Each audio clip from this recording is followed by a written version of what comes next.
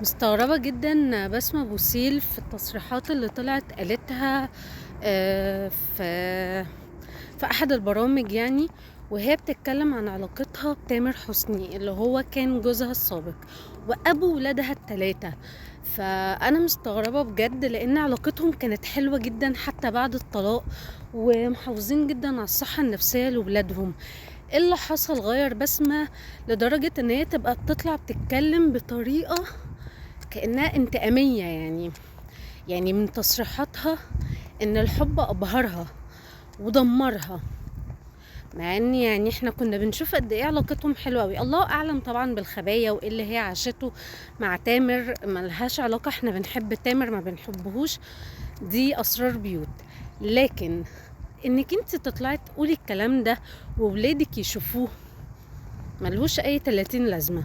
انك تطلعي تقولي ماشي او ما بفكرش في الارتباط دلوقتي، اصل انت تحس لما تكون عشت في سجن وخرجت منه فاكيد مش هتحب تدخله تاني. يعني انت معنى كده انك كانت علاقتك بتامر كأنها سجن.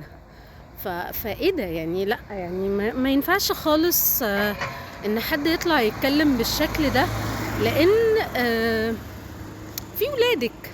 في ولادك لما يتفرجوا على حاجة زي دي صعبة.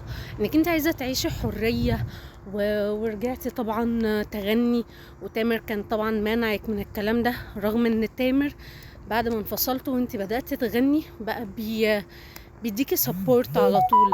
لكن دلوقتي بجد انا مش عارفة انت ليه بتعملي كده يا بسمة. علاقتكم كانت حلوة قوي حتى بعد الانفصال، عادي ممكن يحصل انفصال بين اتنين، بس يعني طالما في ولاد يعني نخليه الكلام بحساب شوية. يا ستي اكرهيه، خليكي ما بتكلمهوش بينك وبين نفسك. لكن انك تطلعي تقولي كده قدام الناس كلها وتبقي يعني عشان تبقي ترند او ايه، انا مش عارفة. واتمنى يعني وخصوصا بقى كمان انت يا بسمة من شهر كده تقريبا طلعتي وقلتي ان ممكن انت وتامر ترجعوا، وتامر اكد على كلامك. يس فجأة اللي بيتطلق ما بيرجعش، يعني اللي بيتطلق ما بيرجعش، ومفيش طلاق بيني وبين تامر. طب ايه يعني؟ بجد انا مش عارفة انت ليه طلعتي حطيتي نفسك في الموقف ده، لان بجد انت كفتك نزلت قوي قدام الناس، لان ما ينفعش اللي انت عملتيه، بصراحة ما ينفعش تماما اللي انت قلتيه.